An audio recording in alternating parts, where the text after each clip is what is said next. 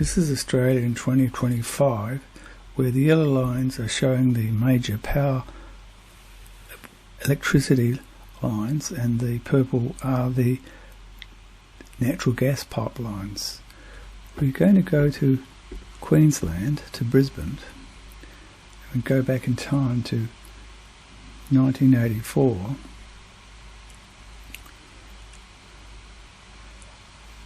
In 1984, this is when Jorki Peterson was the Premier of Queensland in a Conservative government, and at that stage the electricity was being produced basically from black coal. The problem with black coal power stations is that, like a kettle or a pot, it takes a long time to warm the water up, and having done so you have to keep on generating electricity because you can't really moderate the boiling of the water very much. The problem is, at that stage, when people went to bed at night and before modern refrigerated air conditioners, the demand went down, and so most of the demand was when people were at work in the daytime. And so if you built power stations to meet the demand in the day, you'd have a lot of extra energy left over you couldn't sell because you couldn't turn the fires off underneath the water in the power stations. So the trick then, if you can find a way of storing the energy. And so what they did in Queensland, this is Queensland here, this is Brisbane, on a place called Wivenhoe on the Brisbane River, they built a dam, and alongside it they built another dam high on the hill above the main dam,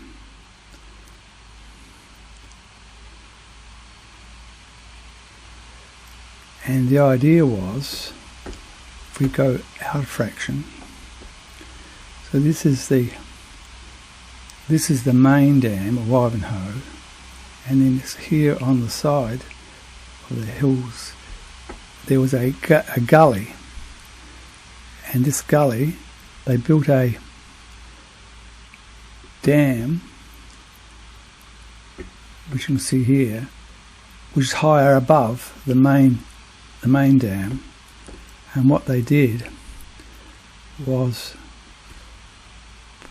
put a pipe from the upper dam through to a lower dam, and the pumps in the system, when there was excess energy which they couldn't get rid of from the coal-fired power stations in 1984, was pumped up the hill. And then in the daytime when it was needed, the water came down again to generate electricity. The result was you didn't have to have a bigger power station. So what you were doing was shifting the generation so that a smaller power station couldn't make enough energy in the off-peak periods and store it to then release it when you actually need it. So the end result is a smaller power station is created, and you therefore spend less money on coal, and so therefore the electricity bill is cheaper. So this is the advantage of pumped hydro energy storage. This actually is an open system, because whilst this dam at the top here is outside the environment, the main dam is actually in the Brisbane River with all the biology of fish and other animals in the water. So let's look at the economics of the Wivenhoe Dam and its pumped hydro energy storage system.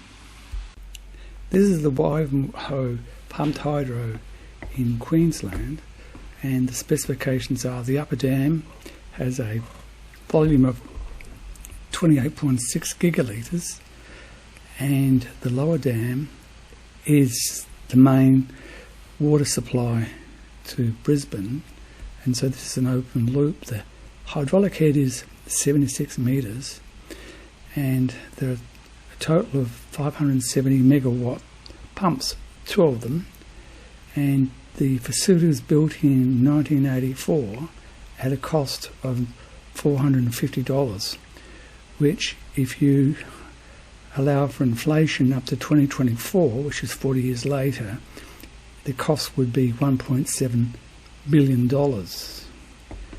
Now, what we're looking at is the real world today. We won't look into the reason at the moment why it was built back in 1984, but this is what it is today on the 17th of February 2025 in Queensland, and this was the price for electricity starting here on the 17th of February at midnight through to midnight on the 17th, and we'll see that the price, which is this line, lower line, is above zero from about 4 o'clock in the afternoon through to about 5 o'clock the next day. And so we have a period, I'm looking at the 17th. On the 17th, there were 9 hours when the price was minus $32 per megawatt hour. Then around about 4 o'clock, the price started to rise, and for 12 hours, the price was about $100 per megawatt hour. And we are doing arbitrage, where we are buying and selling. We're going to buy when the price is low and sell when the price is high. Okay, so what we've got here then is, we know that the pumps pumping up have the same power as when they are generators. That's so 570 megawatts of power, and the formula is the formula now to find out how much water is going to go up in the time. At the moment, the system is where we can change the values is blue, and the whites are whoever their formulas, and the yellow are the results of what we're doing.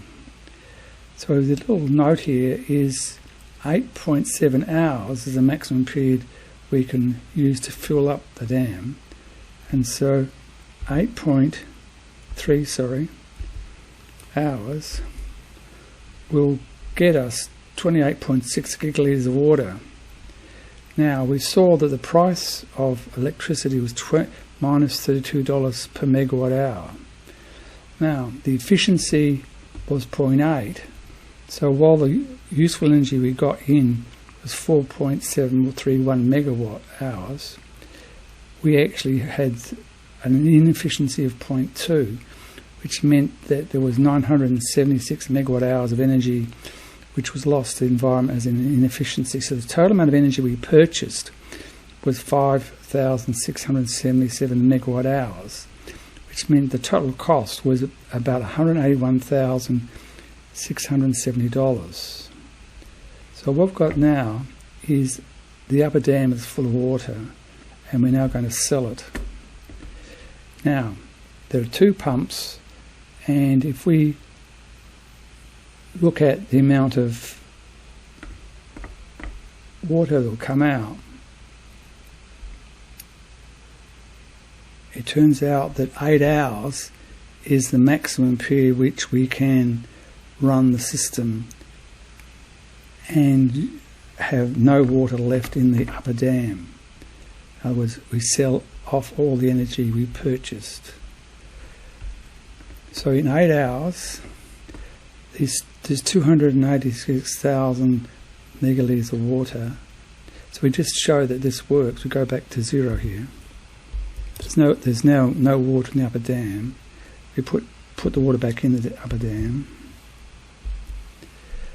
We've got 28.6 gigalitres of water to be sold off in 8 hours, and that will produce, using the normal formula for hydroelectricity, we're going to get 4,731 megawatt hours, which is what we had over here when we bought it. So it's the same result. The sale price is $100, per megawatt hour. And so the income will be $473,100 per day. Now we saw the cost was $181,000, so the profit for the day was $654,000 for the day. Now, if we look at doing this every day, which is what we're going to be doing, it means in 1 year the Whitehaven will produce a profit of just under $250 million. And then if we look at the life of this project, it started in 1984 and we're looking up to 2024, which is 40 years. It means the gross profit in the 40 years of its existence is $9.6 billion. And we saw the capital cost in $24 is $1.7 billion. So in fact, in 40 years, the facility's made a profit of $7.9 billion. So pumped hydro, whilst it looks expensive, actually can be very highly profitable in today's world, as it was back 40 years ago when it was built.